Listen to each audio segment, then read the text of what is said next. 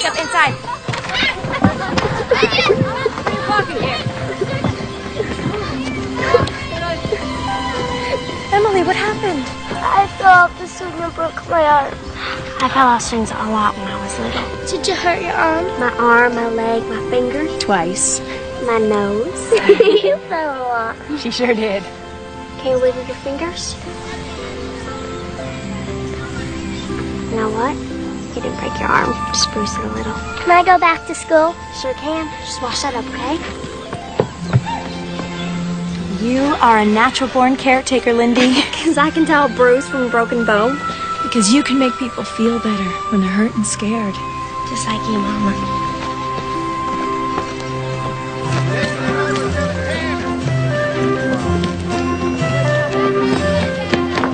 Lindy, what brings you into town? Came to get my newspapers, and I thought I'd ask my best fella to take me lunch at the hotel. One of these days, somebody else is going to be your best fella. And I'm going to get just a little jealous. There may be another fellow in my life someday. But he'll always be the best, Papa. That's worth the best meal the hotel has to offer. How'd you get to be so clever to wrap me around your little finger? By the way, I hear Dr. Jackson's looking for a new assistant. You mean it? Absolutely. I better get down there before somebody else gets the job.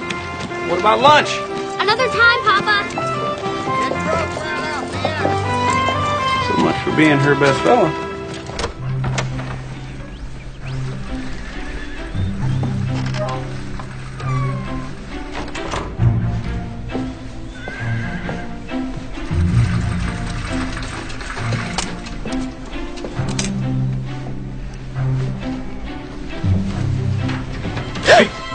Clark, you startled me.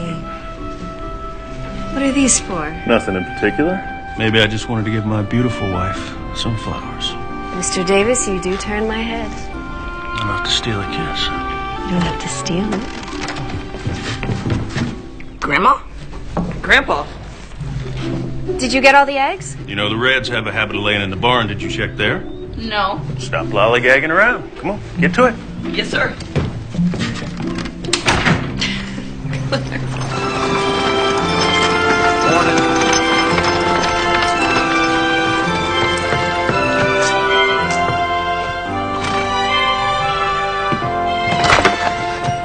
Doc Jackson, I'm here for the assistant position. Oh, would you just hold on there, Belinda? I can't hire you. But I know sutures and basic first aid. I even learned a new wrapping technique for sprains that Dr. Usler recommends. Where'd you learn that? I read his book. I've read a lot of medical books and newspaper articles. Everything I can get my hands on. Reading a few books doesn't make you qualified. Without proper medical training, all that book knowledge is useless. But I can learn. I already know more than anyone in Anderson Corner. Well, I don't doubt it. But what I need is someone with solid patient experience. This is all I've ever wanted to do with my life. I could learn so much from you, Doc. Women aren't supposed to be doctors. What about marriage? I'm not getting married. Ever? Well, Doc, Women are meant to marry and have children, which is exactly what you'll do when the right man comes along. Trust me, marriage and a career in medicine will never work. I'm not giving up. Dr. Elizabeth Blackwell applied to 29 schools before she got accepted into Geneva College. Elizabeth Blackwell is the exception, not the rule. Now, Geneva College may accept your application, but I won't. Good day. Come on.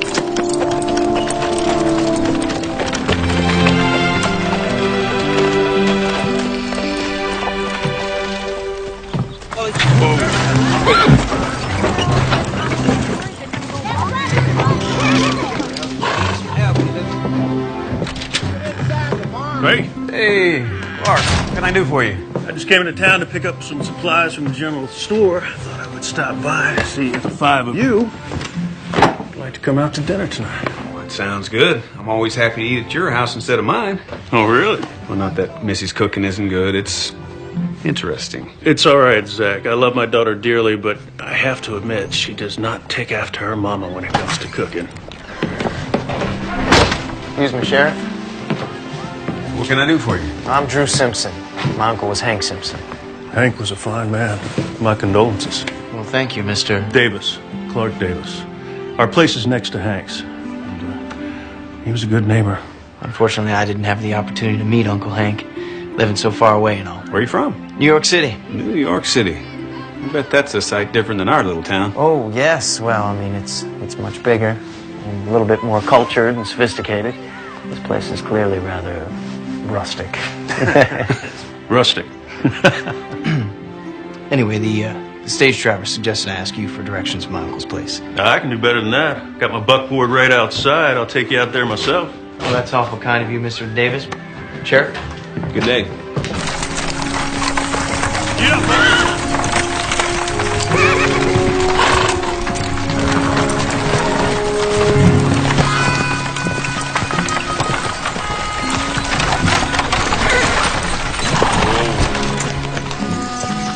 Hold me. Water settled in after your uncle passed. I'm afraid they didn't take care of your place properly. I hoped it would be in good enough shape to sell right away. You're not staying. Certainly not.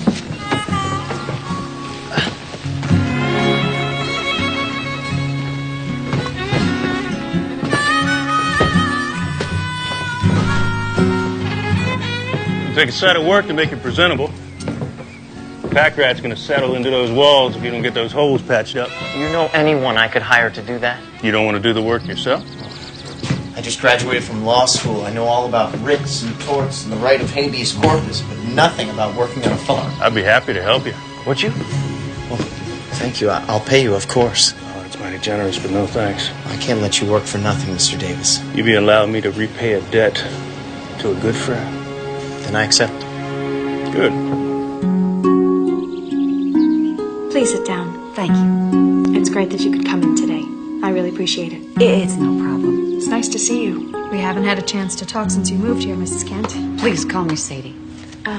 Caleb is a bright boy, but he's very behind for his age, especially in his reading and writing. He isn't doing his homework, and he said that you and his father won't help him with it. I'm afraid my husband Charles don't hold much with schoolwork. I'm sure you understand the importance of a good education. I know how bad it feels when you don't have one. I only got through the second grade before I had to stay home with my mom, take care of the younger kids. The fact is, I can only read a few words in this paper. So it's not that you won't help him, it's just that you can't. What about your husband? He can't read at all. I will spend some extra time with Caleb. But with 14 students of different ages and grades, it's going to be difficult. Thank you, Mrs. Tyler. I appreciate anything you can do for me. You know, Sadie, I could teach you how to read, and then you could help Caleb to learn. I have to go, Mrs. Tyler.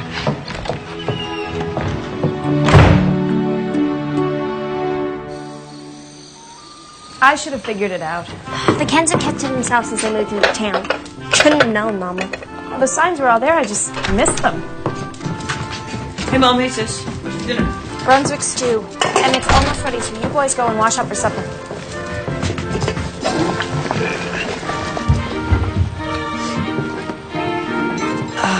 Can we go to Grandma and Grandpa's for dinner? Not tonight. Go do what your mama said. What does Charles Kent do? Well, George has hired him on part-time at the general store. He does other odd jobs. Mostly wants to get a farm for himself. How did you get all that out of him? Well, I asked him. Doesn't seem very talkative to me. Well, generally when the sheriff asks questions, people give answers. Mrs. Kent will learn how to read. A whole new world would open up for her.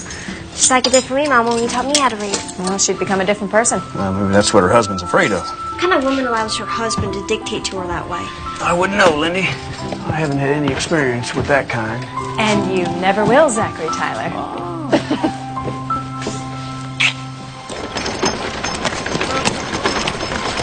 Miss! Hello, miss! Is there a doctor in town? Yes, you heard? No, not me. My employer, Mrs. Stafford Smythe, has grown gravely ill. We were on the stagecoach passing through when Mrs. Stafford Smythe became ill.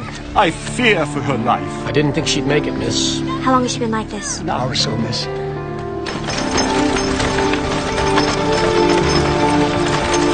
Whoa. Thought I got a patient for you.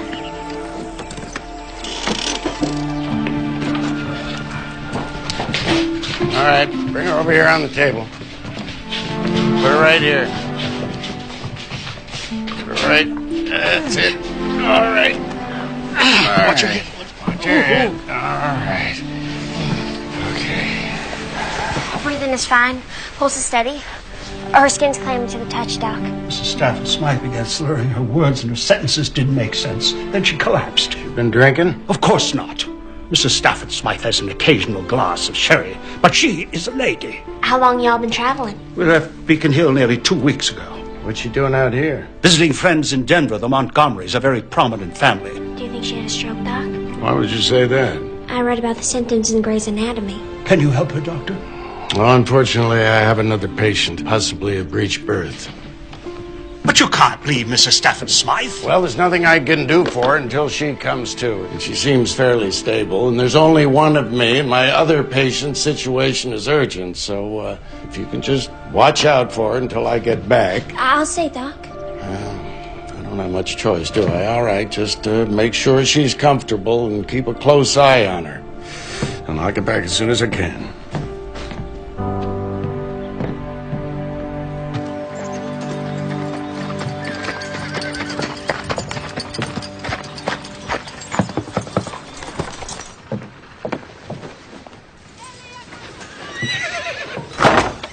Mrs. Tyler? Hi, Sadie. I just wanted to talk to you about... My boy in trouble at school? Oh, no. No, nothing like that. I just stopped by to bring some books for Mrs. Kent that I thought she might be interested in. You asked her for books? No, she didn't. It's just... I thought that... Well, you thought wrong. She got no use for books here. Now, if you got a job you're offering, it's a different story. No, I'm afraid not.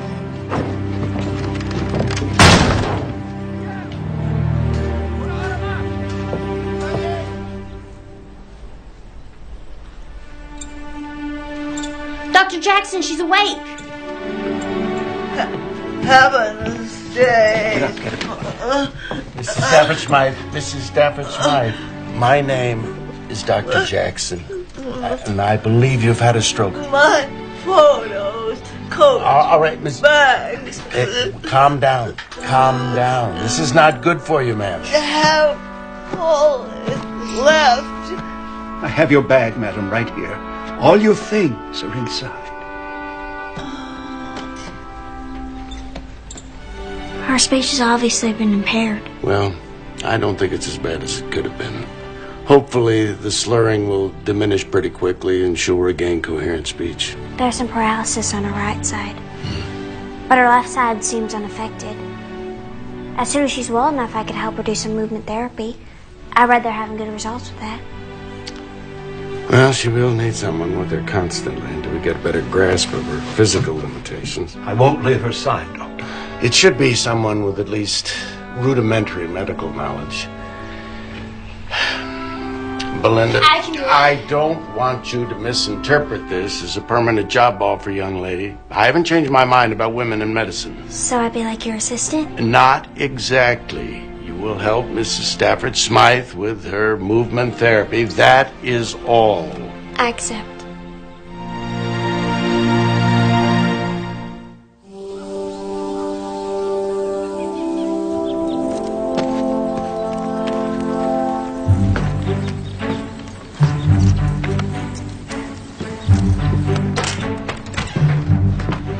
Well, good morning. Something I can do for you, son? Well, yes, I got this problem. A carbuncle that is driving me crazy. And you see, the area that's affected has been getting a good deal of sitting time, if you know what I mean. Oh, so you're trying to tell me you got a boil on your backside. All right. Well, bend over the table there and drop your drawers and we'll have a look.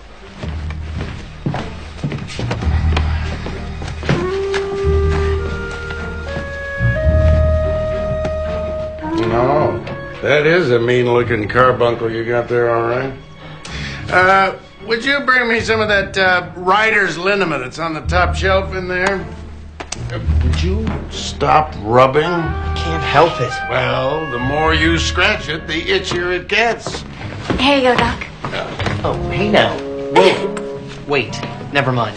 Well, what about your carbuncle? What carbuncle? Well, at least take the liniment. Belinda. Doctor? You see, that's another reason I can't hire a woman. How am I going to make my money with you scaring away my patients? Come.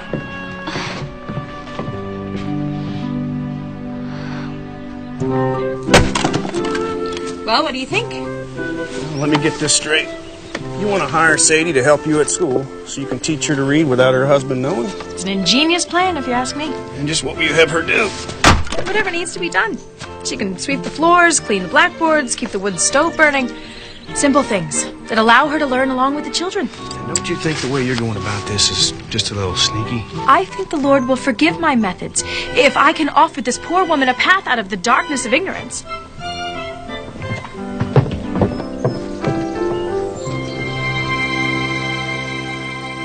Lindy, how long is Doc going to let you stay on at the clinic? As long as Mrs. Stafford Smythe needs me. After that, Doc says I get the boot. You will prove yourself so indispensable that he will never want to let you go. That's the idea. Grandma, there's one too many plates for the table. We have a guest joining us for supper. Hey, come on in, young man. Let me introduce you to everyone. This is my wife, Marty. Hi. Hi. His daughter, Missy. How do you do? And this is my granddaughter, Belinda. Lindy, this is Mr. Drew Simpson. He inherited Hank's place, and he's come here all the way from New York City. It's a pleasure to meet you, Mr. Simpson. I trust your journey here hasn't left you suffering any adverse effects. Nothing worth speaking of. Well, I'm sure we're all very interested in hearing about your journey. I know I am. Yeah. Come, we're having a simple dinner, but fried chicken, I hope you like it. Lord, we thank you for the food that's in front of us, the family that surrounds us, and the new friend that's joined us at our table. Amen. Amen. Jacob, honey, guess first. Would you like a biscuit, Mr. Simpson? Thank you. I'm very sorry about your uncle. He was a wonderful man. Belinda spent quite a bit of time with him these last few weeks. She nursed him right to the very end. That was very kind of you. Well, Lindy's a natural caretaker. In fact, she's working in town with Doc Jackson. I hope to be a doctor someday. Oh, that's rather unusual, isn't it? Pardon me? A woman doctor. It doesn't seem quite appropriate. Appropriate? Why would a lady want to subject herself to such a mentally and physically taxing line of work? Oh, boy. I would think being from New York City, you'd have a more enlightened view of women. And by enlightened, I assume you mean a view that agrees with yours? Ladies are every bit as capable as practicing medicine as men are. I could recommend several recent newspaper articles for you to read. That is, if you're open to being educated. I think you'll find the majority of men uncomfortable being tended to by someone of the weaker sex. That's true. Some men might be so intimidated that they run away in embarrassment. I'm just saying that, like most men, when I marry, I'll need my wife at home. She'll have enough to do just taking care of me and our children. I'm sure she will. More potatoes, anyone? Yes. Please.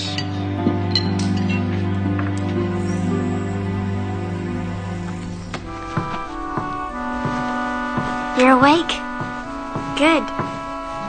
How you feeling, Mrs. Stafford Smythe? Tired.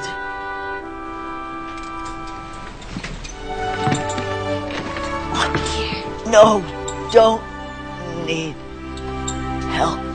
Your speech is better today. But not my arm. With movement therapy, it's possible to regain use of your arm. Like this. Don't touch me.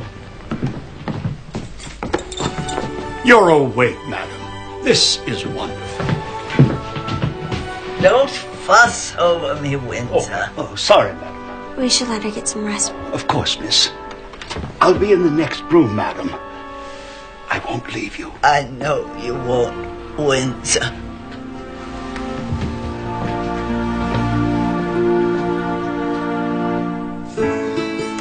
I'd be at a great disadvantage if you hadn't been available to help me fix up the place, Mr. Davis. I'd never got it good enough to sell.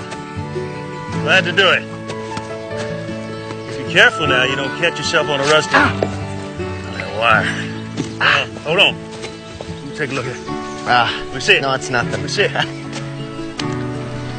yeah, that puncture wound's deep. Tell you, the one thing you don't mess around with is rusty wire. You get a nasty infection. Now, once you go into town, I want you to see the doc. I'm fine, really. Go on now. I mean it. You don't mess with rust in a cut. I'll finish up here. Yes, sir. All right. Whoa.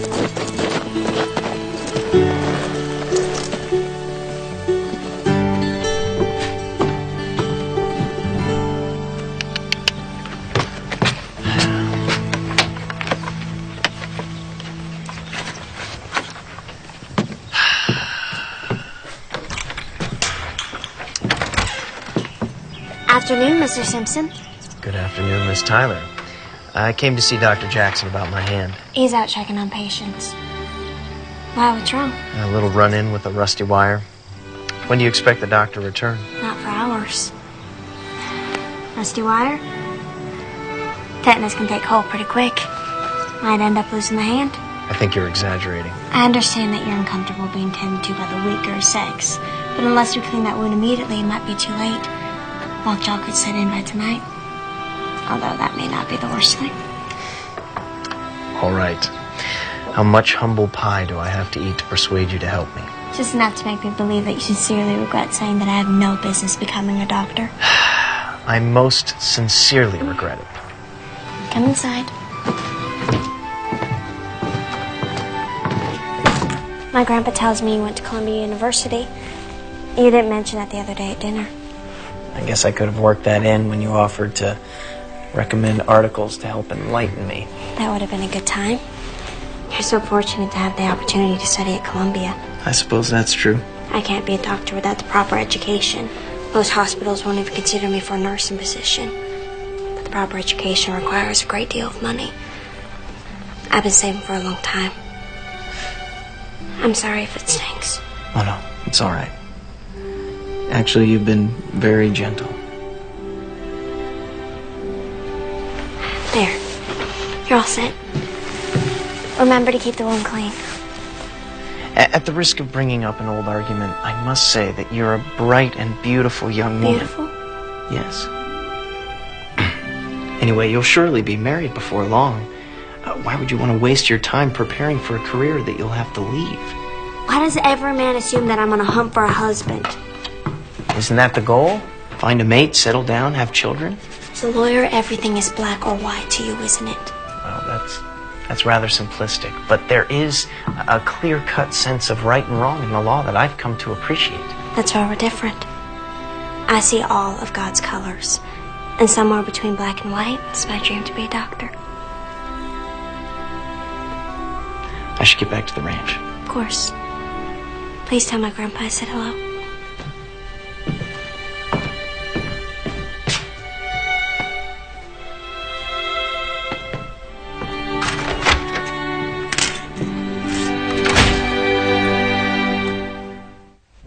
Those sheets are rough. They're all I've got. That cot is like sleeping on a board. And the draft in here practically blows the blanket off my legs. How long until I can leave? You can move to the hotel today, Mrs. Stafford Smythe. If Belinda will stay with you, can you do that? But I thought I'd continue to work here with you. Mrs. Stafford Smythe needs a nurse. I thought that's what you wanted to be. Actually, I want to be a doctor. It's all settled then.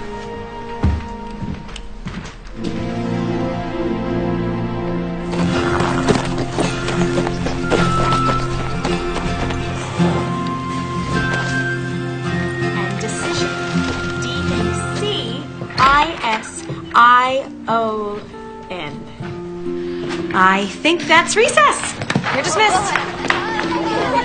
You want me to keep an eye on Mrs. Tyler? Yes, thank you, Sadie.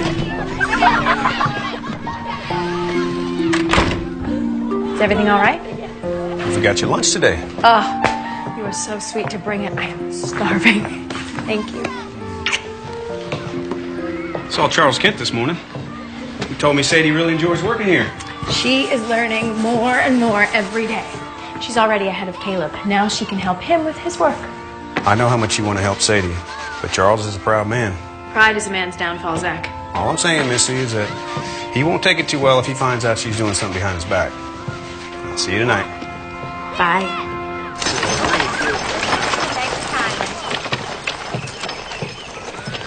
Winter, is this the best room the hotel has to offer?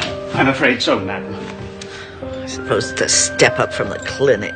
Still, these pillows are much too flat. They'll never do. And surely they got better linen. I'm mortified by these inferior accommodations, but I'm afraid it's not possible to get anything better in this uncivilized outpost.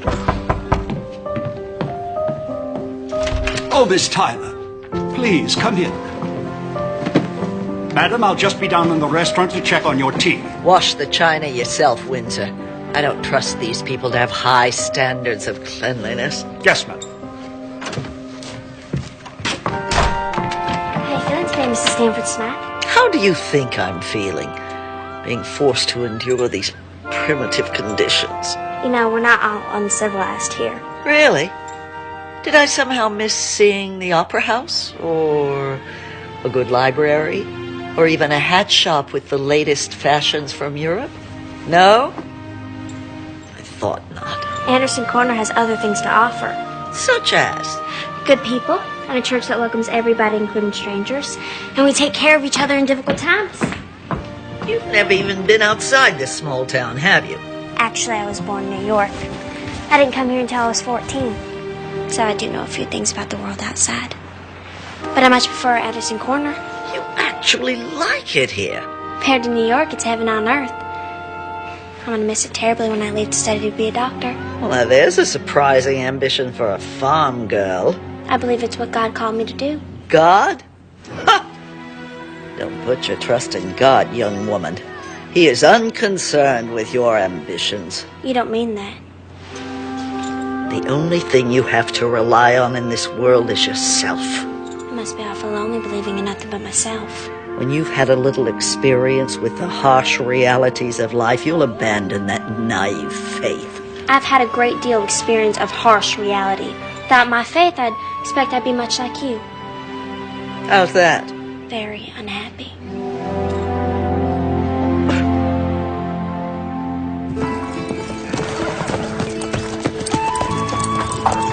Whoa, whoa, whoa.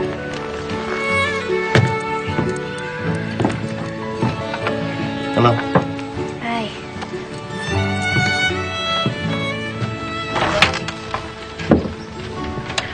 Drew, I'm so glad you could join us for supper. Belinda, I need some eggs, please. All right, Grandma. Everyone here works for their supper.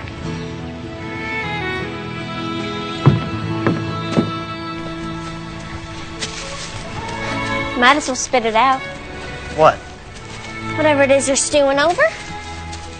I apologize for being so opinionated and outspoken. You probably can't help it. Can you? Not to save my life. Truce? Truce? Truce.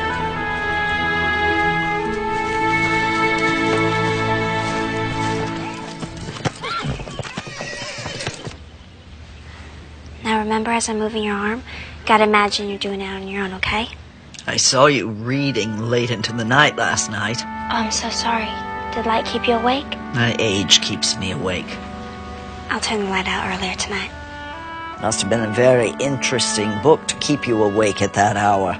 Oh, it is. It's called The Laws of Life, and it's written by Dr. By Elizabeth Blackwell. You know of her? I heard her speak in Boston. She's a very intelligent woman. Can't imagine what it must be like to hear her speak in person. You sound like you greatly admire her. She's done so much to pave the way for women to become doctors. And that's what you want to be. I'll be fortunate if I'm able to train to be a nurse. The schooling for doctors is terribly expensive.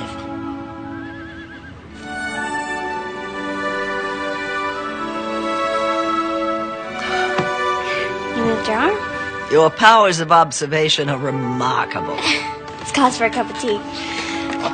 Now imagine this is your favorite Earl Grey. See if you can lift your arm enough to take it. What, like a dog doing tricks? Like a woman who wants her independence back. You are a very impertinent young woman. And you are a very difficult patient. If you apply your willfulness to your therapy, you might get better.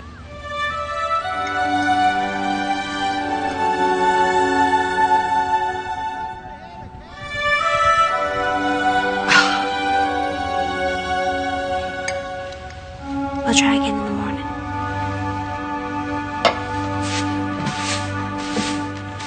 When you're done, you can go.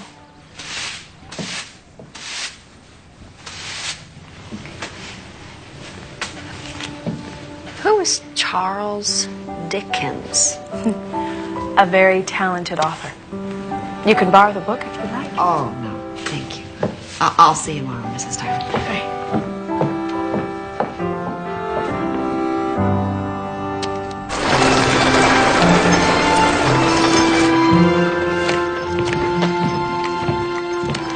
boys. What can I do for you?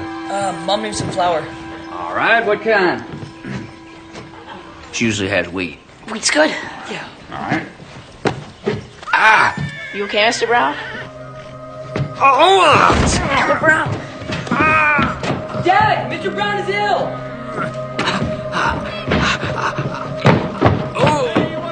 George? Doc, George needs to have you take a look at him. He's got a pain that's got. He can't even stand up straight. All right. Get him up there on the table. I'll look at him. All right, George. You've been vomiting, huh? Yeah. Oh, you don't have a fever. You've been into the candy again? Well... Yeah, I thought so. I gotta get back to the office. If you need anything, let me know, Doc. All right. Thanks, Hank. Hi, Daddy. Would you get my watch over there on the desk, Belinda? Take his pulse. Checking for rebound tenderness. Well, if you're so smart, what am I doing now? Using McBurney's point method to diagnose what's wrong. 125. And I suppose you have an opinion. I think he has acute appendicitis. He probably needs surgery. If he has an appendicitis attack, it's not bad enough to warrant surgery. But if his appendix were to burst, Doctor... All right, just calm down, George. There's nothing to worry about now. You can get up. All right. Look, if you get a fever or if the pain gets considerably worse, you come and see me. Even if it's in the middle of the night. You take a teaspoon of this 3 times a day till the pain goes away. And, George, you stay out of that candy jar. You're a grown man, not a 5-year-old. Yes, sir. All right. Much obliged.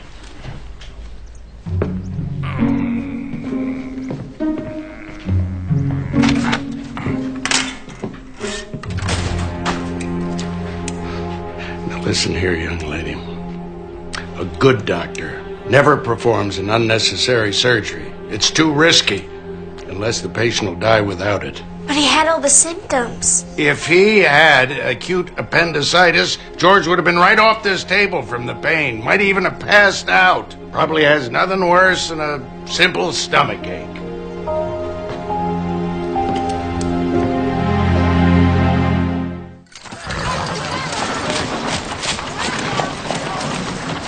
Mama, what's this word?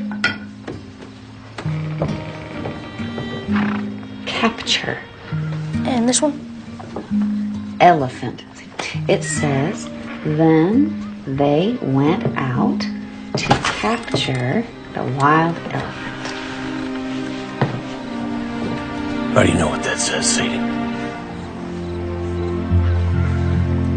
Mom was learning to read at school with me, Pa. She's real good. Charles!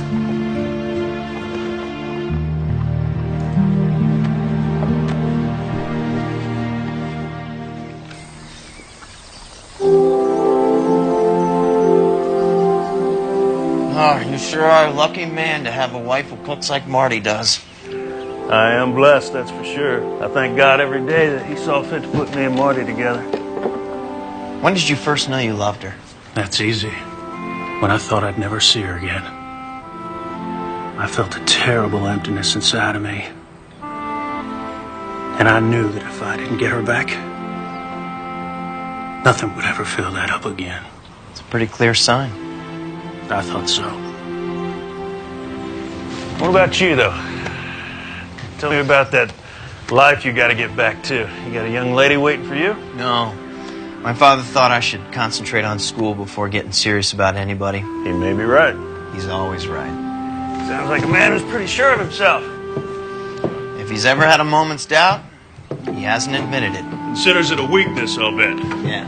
He says if someone senses weakness in you, that's when they go in for the kill. Yeah, that's a pretty harsh way to look at life. But probably true. In a legal battle, anyway.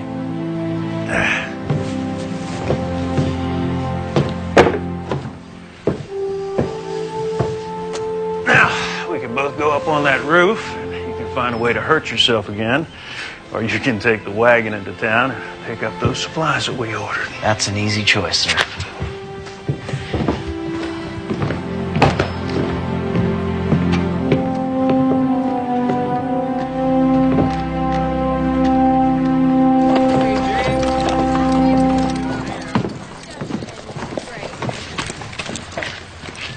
Charles. Yeah? Heard what happened with your wife. I mean, your wife. She tricked me. I'm not apologizing for Missy. She was acting out of kindness and with the honest intent to help. I don't see how this has anything to do with you, Sheriff. Unless there's some new law about reading that I don't know about. You know, Charles, there's no shame in not being able to read. The shame is from not even trying. Hey.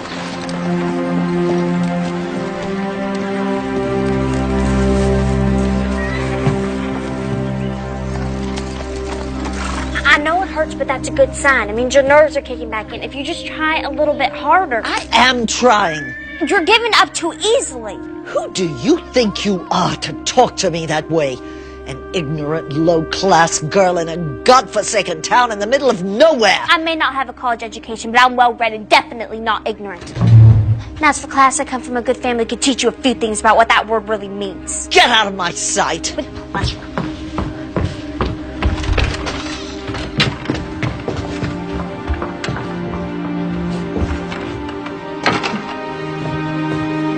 Windsor?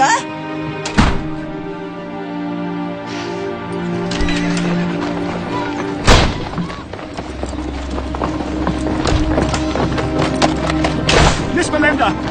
Miss Belinda, please, wait up! Wait up, Miss Belinda! Miss Belinda! I'm sorry, Mr. Windsor. I know you're taking her abuse, but I'm not about to. Mrs. Stafford Smythe would never mean to be abusive to you, miss. I don't know what you call it back east, but out here we call it rude and unacceptable behavior. May I share something of a personal matter with you, Miss Tyler? Something I'd like to show you. This is Benjamin and Lucy, Mrs. Stafford Smythe's children. I thought she didn't have any children. She doesn't now. Oh, I see.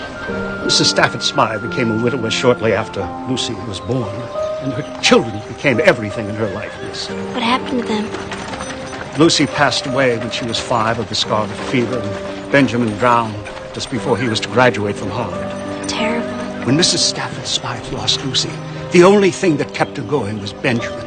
And when she lost him, I was afraid she... So sorry. That explains her anger and bitterness, but that doesn't excuse her behavior. I just want you to understand that Mrs. Stafford Smythe was not always the way she is.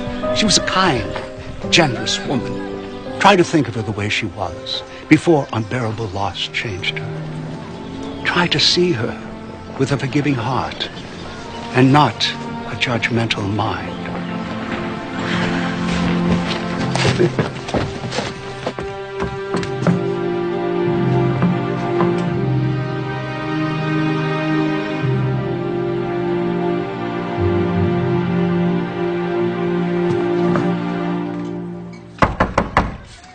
Come in. What are you doing back here? I want to apologize to you, Mrs. Stanford Smythe. It was inexcusable for me to speak to a patient like that, no matter how challenging you are. This submissive demeanor is out of character for you. Does it have anything to do with Windsor rushing out after you? He told me a little bit about your background, but please do not be angry with him. He knows better than to discuss my private life. He's devoted to you. The only reason he told me is because he believes you need me. I don't need anyone to help me. We all need someone. I lost my mother, father, and baby sister. When I was 9, my little brother Jacob and I had to go live in an orphanage. How did you get here? On an orphan train. They go from town to town, giving kids to whoever want them. Sometimes they're good families, and sometimes they're not. If it wasn't for Missy and Zach, me and Jacob would be separated forever. I'm sorry for you, Belinda. But now you know why I turned from God. No, I don't. How can you still have faith? I know we never really die. I'm connected to the people I love in life, and I know we're still connected in death. A comforting thought if you can believe in fairy tales, which I can't. That's enough for today. You may go.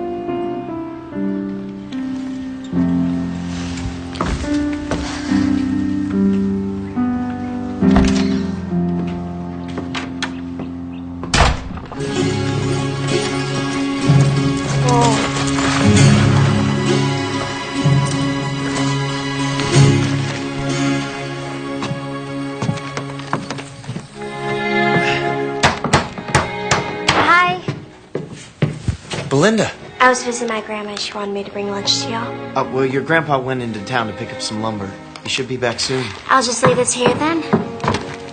Wait. Why don't you stay and visit a while? I can't. I should be getting back to the clinic. Well, I was thinking that maybe we could have lunch at the hotel sometime. I'd like that. Tomorrow? Well, sure.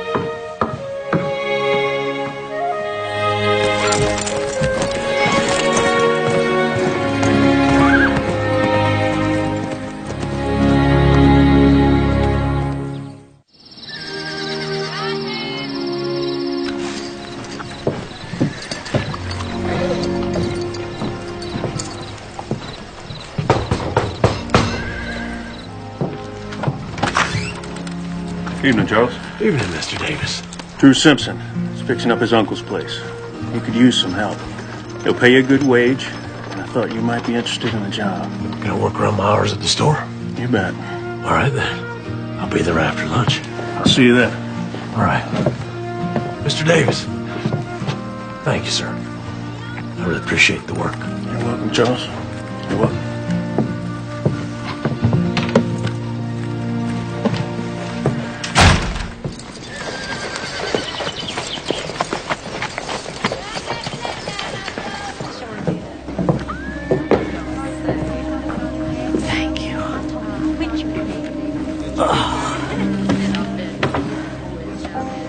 I envy you your faith, Belinda, but I can't share it.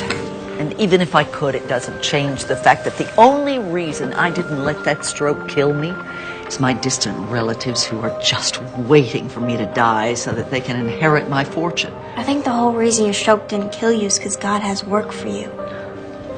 Find a purpose for loving other people. And losing them. The fact that you grieve deeply means you love deeply. There's so many people out there who need what you have. Who would that be? At the orphanage, there's hundreds of children without parents or parents who just simply give them away. So you're suggesting I give money? Not just money. Yourself. You have so much love to give and they need love. Aren't we supposed to be practicing? Reach for the teacup.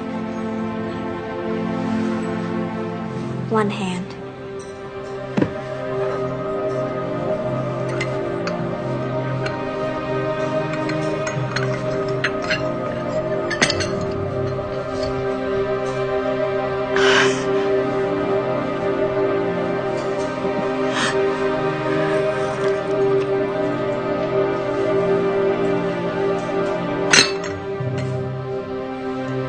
Best cup of tea I ever had.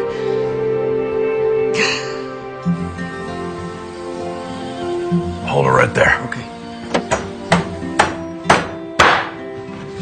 That'll do it. Thanks again, Charles. I'm not sure what I would have done without you. You're more than welcome, Mr. Simpson. Drew. All right, Drew. Can I ask you a question about the law? Sure.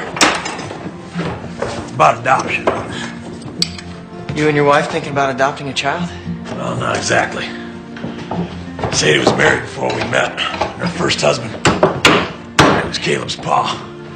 But he was a real no account. Used to beat Sadie and Caleb both. She divorced him? Yeah. He got in a bar fight, and he hurt some fella real bad, and they put him in prison. Gave Sadie a chance to get away, but he's fixing to get out soon. And I know he's gonna come looking for Caleb. Now,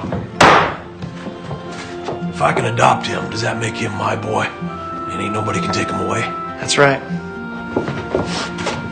Sadie's awful worried that he won't give up his claim to Caleb. Well, under normal circumstances, he'd have to agree to it. But because he's been in prison, there's no way the court would favor him over you. You sure about that? Well, I'll draw up the papers to petition the court. We'll see what the judge has to say.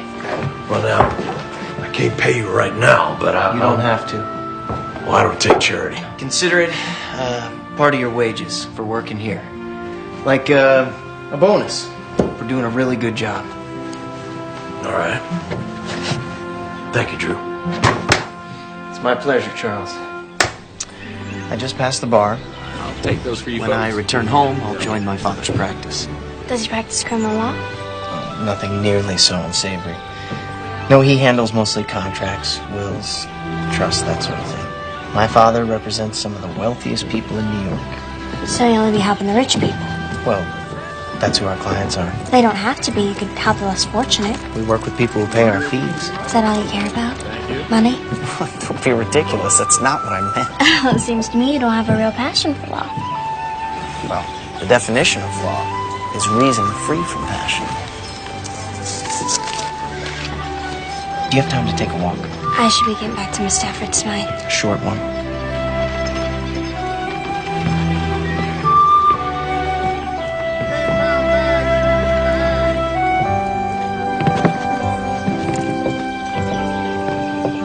So do you really want to be a lawyer, or was it simply expected of you? It was always understood that I would follow in my father's footsteps, yes. What does your mother think? Doesn't her opinion matter? Well, her opinion would matter a great deal if she were still alive.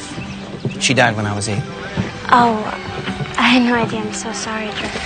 You know, for a long time after she died, I used to play this little game every time I left the house.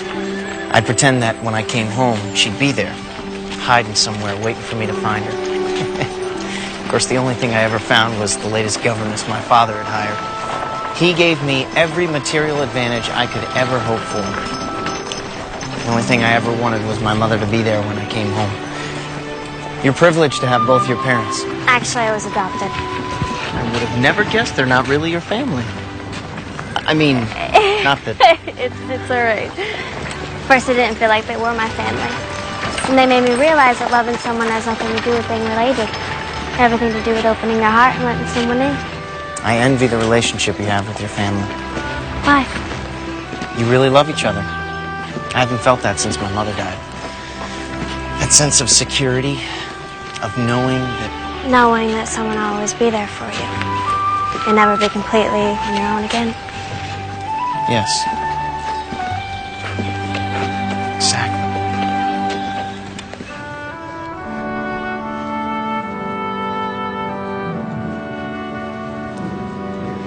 You see? My. You have made remarkable progress, Mrs. Stafford Smythe. I must say I am very impressed. To be truthful, I wasn't sure you'd regain use of your arm. Nor did I think so, but Belinda was stubborn about my therapy. She listened to me grouse and complain, but she never gave up on me. She's a remarkable young woman, don't you think, Doctor? Yes, she is. Indeed, remarkable. I know you must be anxious to get back to Boston, and I think you can start planning to go home now. Oh, thank you, Doctor. So, what did you ride all the way out here to ask your grandma? Seems while I wasn't looking, my life just got really complicated. This wouldn't have anything to do with Drew Simpson, would it? I'm attracted to him, and it's not fair. To you or to him? Both. He's becoming a distraction. I can't let that happen. Everything seems to be getting a lot harder all of a sudden. Only a few years ago, I knew just how to get answers to my questions. You wish it was simple again, like when you were a child? You could say a heartfelt prayer to God and then just listen for his guidance. Yes. Belinda, it's still that simple.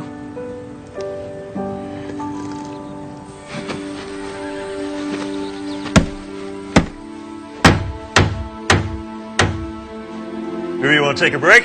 What? Oh, no. I'm fine.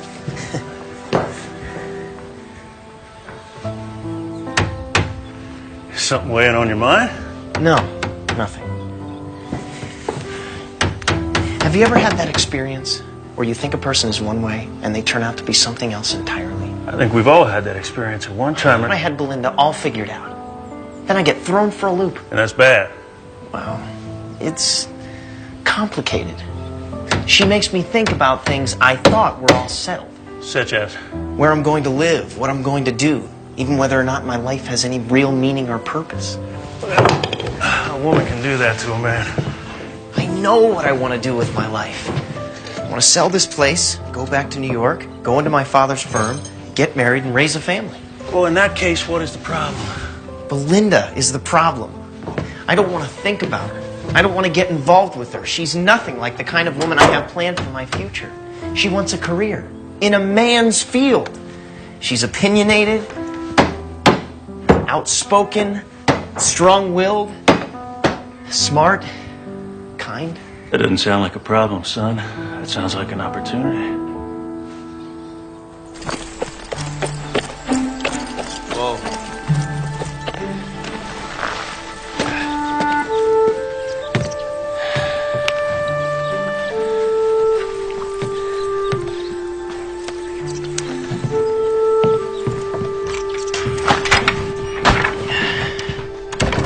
Is that your hand again? It's my finger. I think it's broken. There ought to be a law against giving you a hammer, son. For your information, the first time I hurt myself, it was on a wire. Maybe you should stick to lawyering.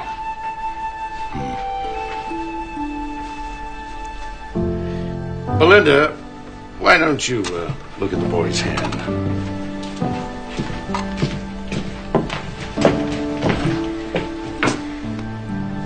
Can you bend it? I guess I can. I think it's just a bruise. I can splint it if it's broken. It might be quite cumbersome. Just leave it. Have lunch at the hotel with me today. I'm sorry I can't. Tomorrow, then? I have Mrs. Stafford Smythe to tend to.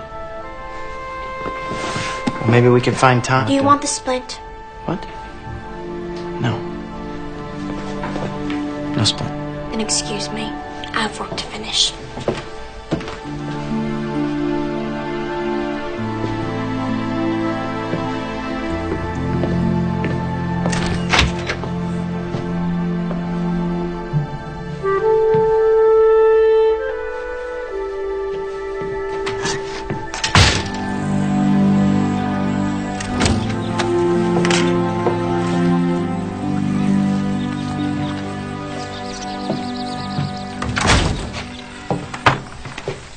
Belinda, wait. I have to get home, Drew. I have things to do. Why are you being like this? What happened? I don't know what you mean. Yes, you do. When the farm sells, you'll be moving back to New York, right? Well, yes. And I'll be staying here. So where does that leave us? You'll go back to a life I can barely imagine. Meeting with rich clients in a big office, going to fancy balls with orchestras, dancing with well-bred girls in satin gowns. After a while, you won't even remember me. Hand me that, please.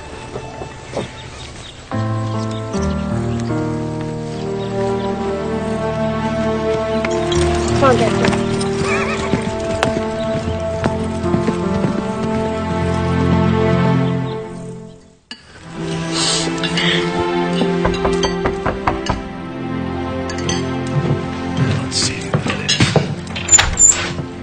Hey, Charles. Evening, Sheriff. Awful sorry to interrupt your family meal. Would you like to join us, Charles? Oh, no, thank you, ma'am. I just came to drop this by. It's from Miss Belinda.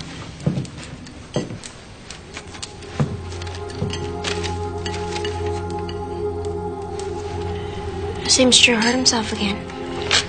I better go check on him. I'll be back as soon as I can, Mama. Thank you, Charles. Sure.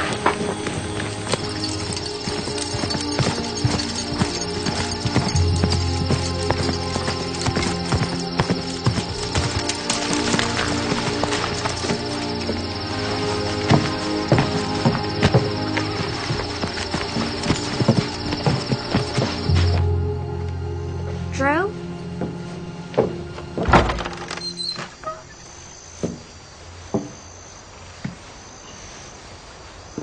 What? I believe this belonged to my aunt. Probably meant a great deal to my uncle. This isn't a fancy ballroom. There isn't an orchestra.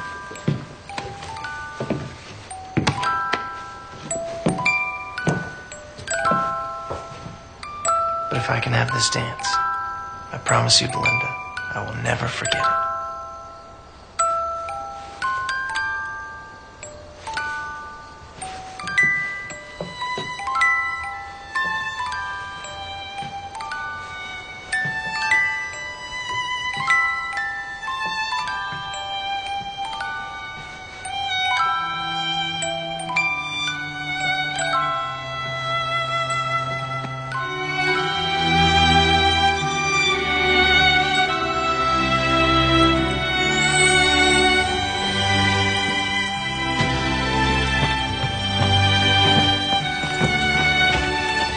You know this doesn't change anything, Drew. I think it changes everything. I should go in. I'll see you tomorrow. I don't think... Tomorrow.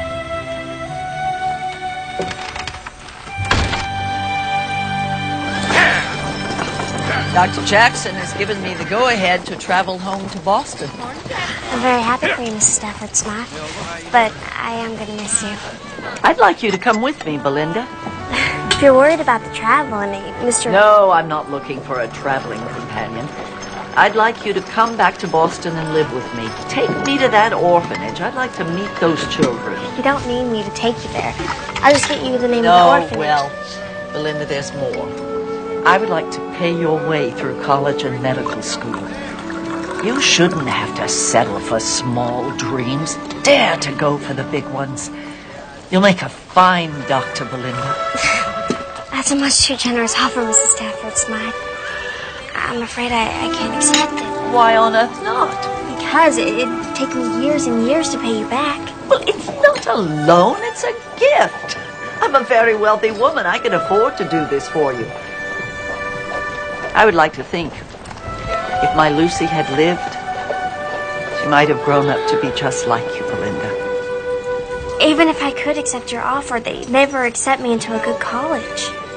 I mean, most of the schools don't even allow women. Oh, posh.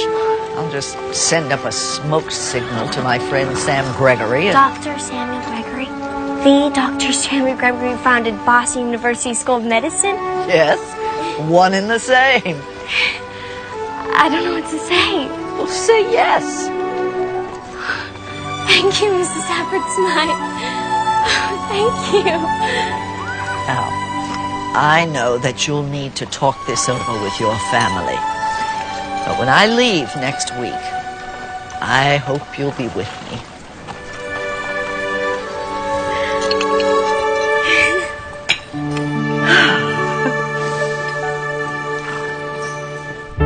I think it is the opportunity of a lifetime, Lindy. But Boston is very far away. And we'd certainly miss you. And I'm gonna miss you. And Papa and Grandpa and Maddie and Jacob. I can't leave Jacob. Oh, we'll take good care of him. Besides, we all knew that you were going to have to leave Anderson Corner one day if you were going to get a good education. It scares me about thinking of leaving everyone. When I came out here from back east, I was scared too. So was I. When I left with my first husband, Willie, I had no idea what lay ahead. The only thing I knew was that I was leaving the only home I'd ever known. How'd you both do it? When you face the unknown, you have to gather every ounce of courage you possess, and then tell yourself that if it's the right thing to do, everything will work out fine. And if it doesn't, you can always come home. So you think I should go? I think you should do what your mom and I both did. Pray about it. And then decide.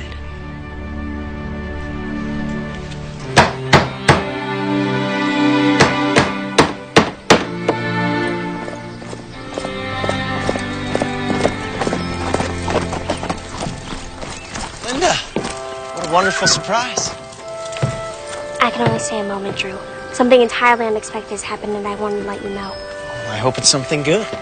Actually, it's amazing. Mrs. Stafford Smythe has asked me to go to Boston with her. She's going to put me through school. That's incredible. I know what it must mean to you. You know Boston isn't that far from New York. Maybe we could... That's just it, Drew. No, we can't. Why not? As soon as I get my medical degree, I'll be coming back here, practicing with Doc and hopefully taking over for him someday. You may change your mind when you get to Boston. It has a great deal to offer. It doesn't have what Anderson Corner does. My family, people who really need me, they probably won't have a doctor when Doc's gone. Linda, we can work this out. I've thought hard about this, Drew. I've prayed even harder. I would never fit into your world. My life is here. The only way we could be together if one of us is miserable. Belinda. I said what I came here to say. Belinda. Belinda!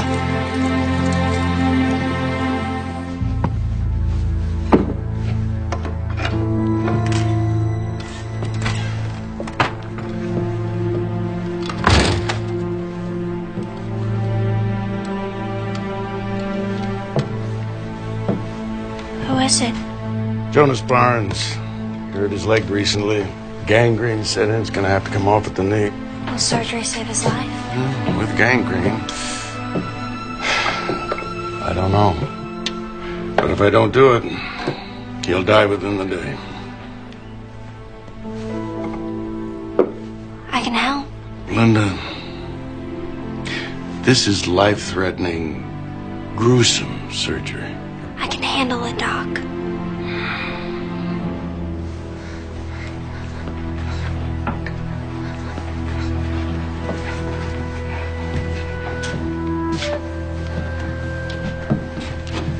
Cora, I need you to wait outside.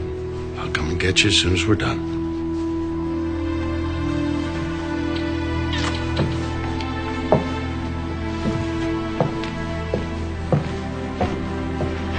All right, Jonas. I think we're ready to start. Maybe you could say a little prayer first. Of course. Belinda? Lord, we are eternally grateful that you are here with us now, and pray that you bless Doc with a steady hand, and bless Jonas with a peaceful heart, and Cora with the knowledge that you are in control of this day. Amen. Amen. Amen. All right. I need you to lay back there now. Everything's going to be all right. Count to 10 with me, okay? 1, 2, 2, 3, 3, 4, 4, 5. 5.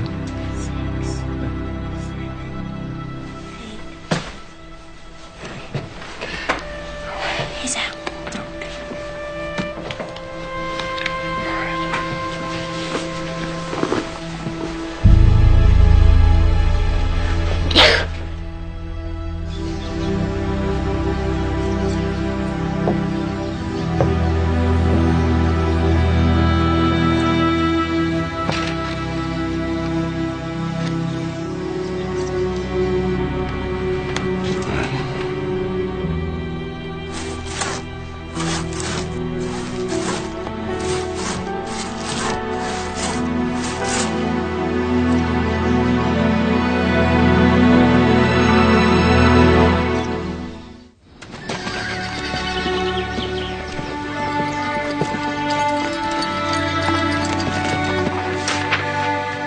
This starts the process to make you legally Caleb's father. I'll just need you to sign there, and then I'll file the paper with the court. You really think the judge will grant the adoption? I can't guarantee it, but it should be an open and shut case.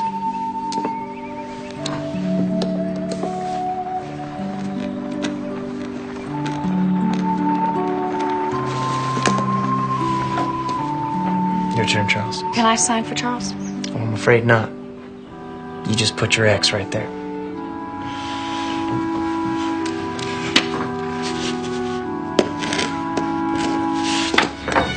Very good. You know, you're my first client. Now, if you'll excuse me, I need to be going. Thank you so much, Drew. I really appreciate it. You're more than welcome.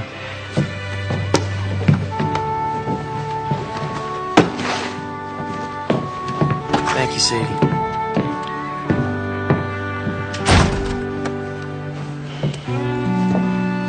Charles, we haven't talked about what happened with Caleb. I want to explain. No, you don't have to, Sadie. I'm sorry I went behind your back, but I don't understand why you don't want me to learn to read. I reckon if you learned how to read, you'd see that there's a whole lot more out there than what I can give you and Caleb. Charles, you are the finest man I've ever known. I don't know what Caleb and I would have done without you.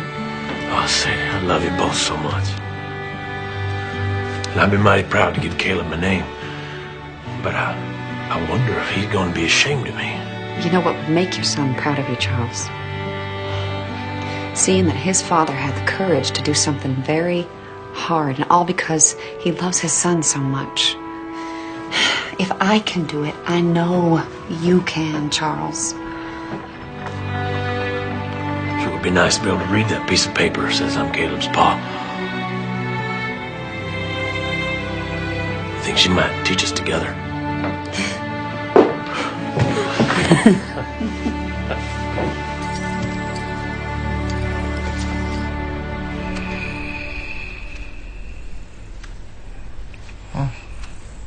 What happened? Cora? Cora. You must have heard Mr. Barnes. That's Mr. Barnes. Mr. Barnes! Oh, dear God.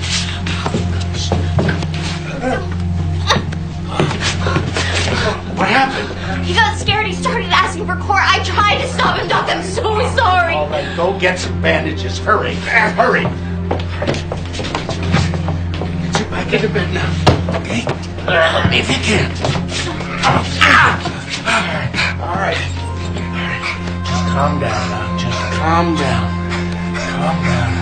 All right, it's going to be all right. Now, Jonas, it's going to be all right. It's going to be all right. Listen to me, Jonas. You have to relax. Jonas. Shh, shh, shh. All right. Shh, shh. You have to relax. Jonas. Oh, Jonas. Please don't do it. Oh. No. Jonas.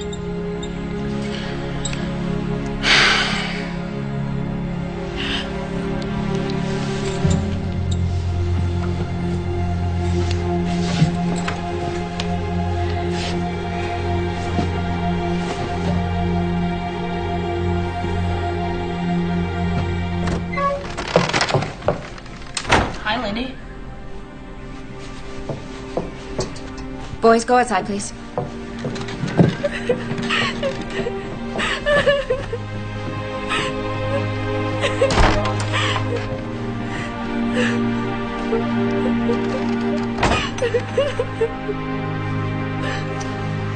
Poor dear. I tried, Grandma. I really did. He was so strong. How could he be so strong after what he went through? He was very frightened. Fear can do that. I haven't seen anyone die since my mom and baby sister. So horrible to see the life drain out of him so fast. I'm so sorry, darling. It was so awful. It wasn't your fault, Belinda.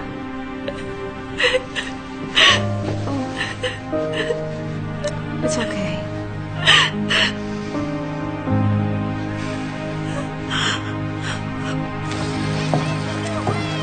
It must be hard on him to lose a patient he's tried so desperately to save.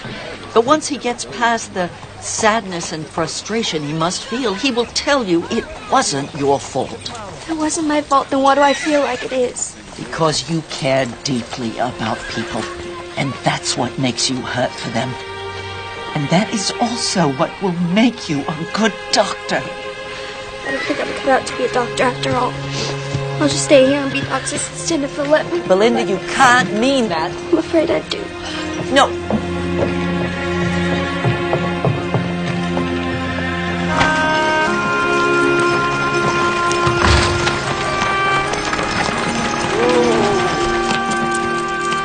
Hello, Miss Stafford's mind.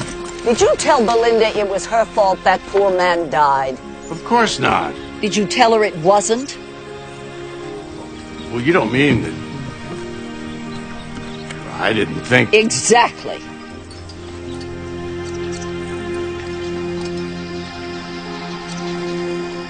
All right.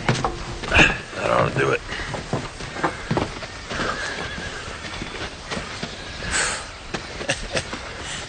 I don't think you have any trouble finding a buyer now. I already know the buyer I want. Charles, would you and Sadie like to take this place? Oh, we could never afford a place like this. You could if I loaned you the money. We could never accept a loan that big. What if we called it a mortgage? Except you can pay it off as you can. In a way, I owe you, Charles. You showed me how good it feels to practice the law when I'm helping someone who really needs it. So, Charles, what do you say? Will you take this place off my hands for me? Yes. Yes, I will. Thank you. Thank You're you. welcome.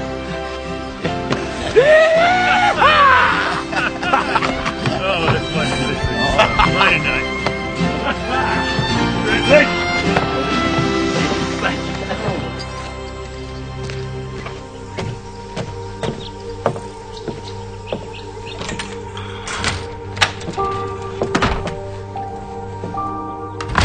Doc? Doc, are you here?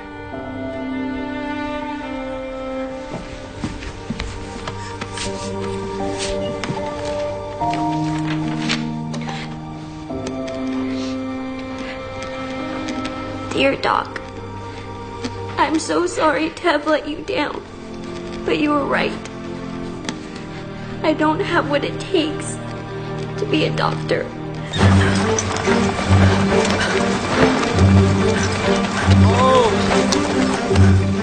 Can I help? She can barely breathe. We have to get her to doc.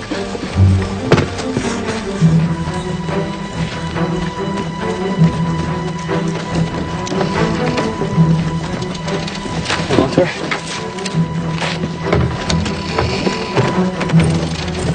Come on, boy.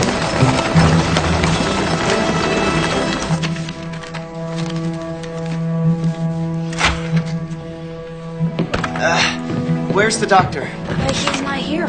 Belinda, I need your help. You have to help her. She's turning blue. I don't know what to do, Caroline. I'm sorry. You're her only chance right now. I can't be responsible for Sally's life. This is your destiny, right? This is what God wants from you. You have to believe that, Belinda. I do. Please. Trouble breathing. What is it?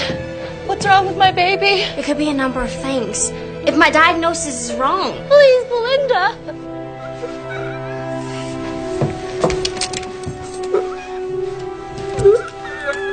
Okay, you gotta open your mouth, alright? There's an abscess in the area around the tonsils. What does that mean? I don't know.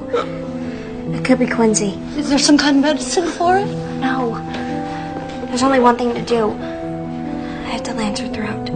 Then do it! Helen, I've never done this procedure before or anything like this. I'll help you. Whatever I can do. What can I do? Okay, get the tray and get the mask. Okay, wet this. Put this on her mouth for 5 seconds. 5 seconds.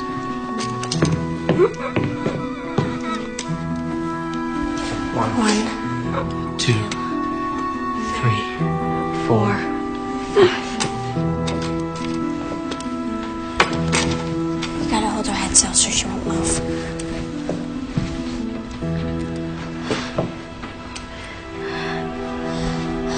Dear God, guide my hand.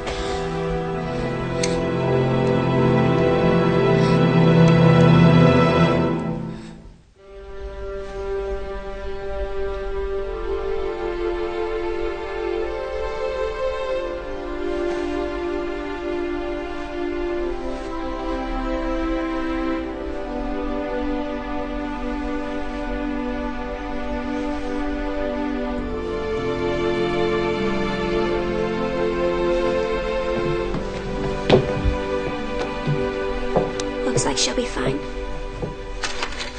Belinda, what you did. Could have gone the other way. I could have lost your Drew. But you didn't. You were smart enough to figure out what to do and brave enough to do it. I was terrified the whole time. It didn't stop you. Oh, Belinda, I have been looking all over for you. What's happened? What is it? Belinda saved my daughter's life.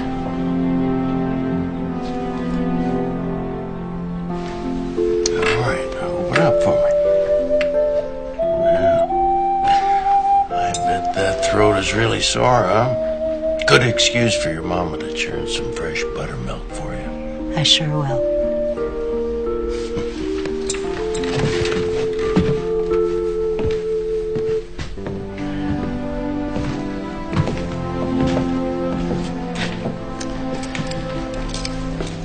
You know, you saved her life. But I didn't save Jonas's. Yes, about that. I owe you a very big apology. Jonas's death wasn't your fault. But I couldn't hold him still. But that's not why he died. Jonas was dying when he came to us. We were trying to save him, but unfortunately, the surgery was just too much for him. I told you how difficult it is losing a patient. I've been practicing for 40 years, give or take. That never gets any easier. When it hurts this much, it just means that you care that much more about your patients. I don't think I'm good enough to be a doctor. Oh, yes, you are, young lady. You go back to Boston with Mrs. Stafford Smythe. But you just make darn sure that you come back here when you're a doctor. Well, don't start crying or else I'll think I made a mistake after all.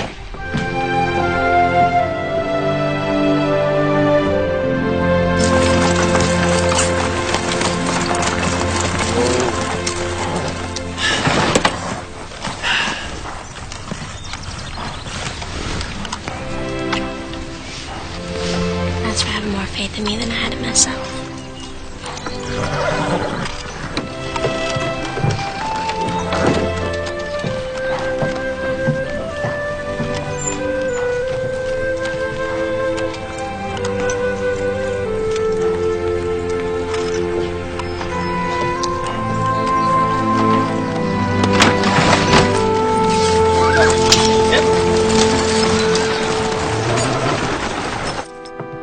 Are you sure you don't want us to see you off at the stagecoach? I'd rather we say goodbye here. You know, by train, Boston isn't as far as it once seemed. Mm-hmm. Are you all right, Belinda? Yes, Mom, I'm fine. No second thoughts about leaving with Mrs. Stafford Smythe?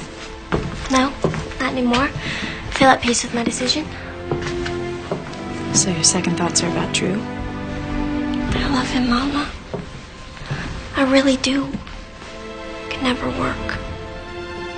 Sometimes one dream is all you can have.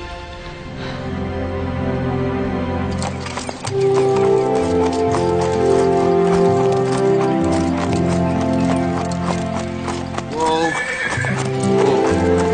Morning, morning.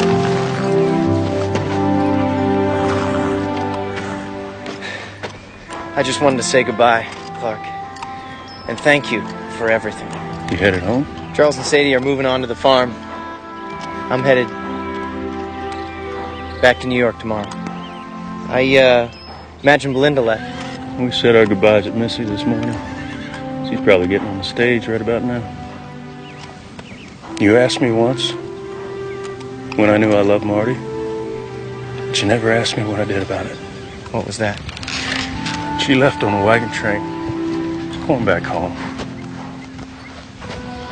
I went after her. If you love someone, if you truly love them, you don't let them go. I've learned a lot from you, Clark. And what are you doing still standing here? Don't you have a stage to catch?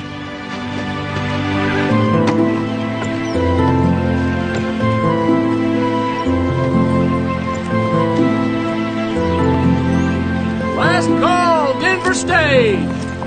All aboard, folks. Last call, Denver stage. Whoa. Linda. Oh, my goodness. Don't go. I'll practice in Boston while you're in school. Then we'll come back here.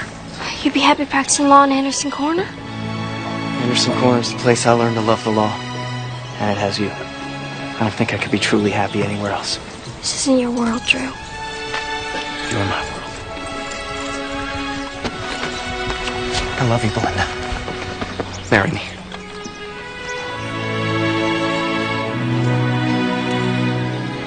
Oh, there's a train back to Boston most every day. You'll catch one next week. Windsor will meet you at the depot, won't you, Windsor? I'd love to marry you, Drew.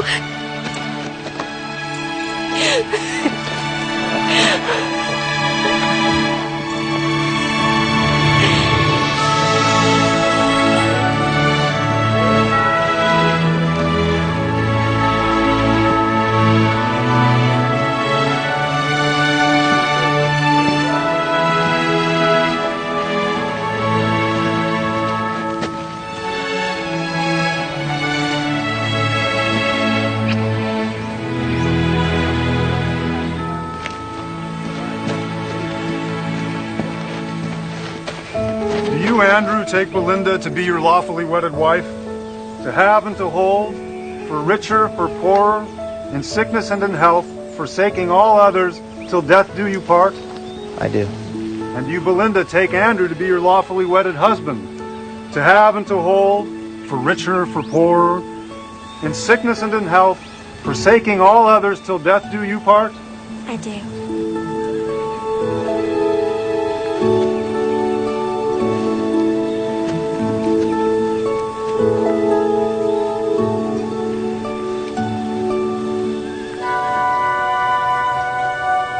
I now pronounce you man and wife.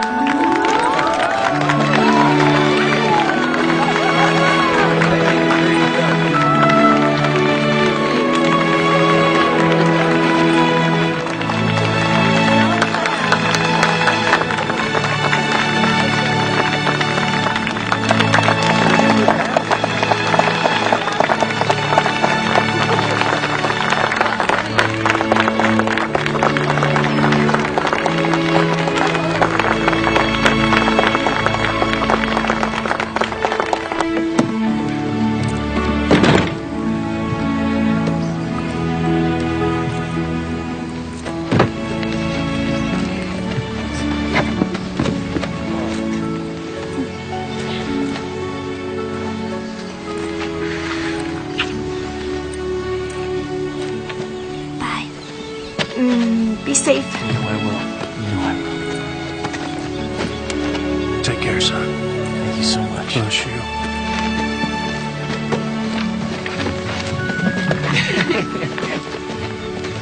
Bye, Grandpa. All right, take care, honey.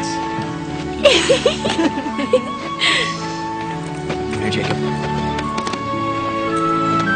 Good? Marty. Take care. Thank you. Absolutely. Take care, my girl. Will do.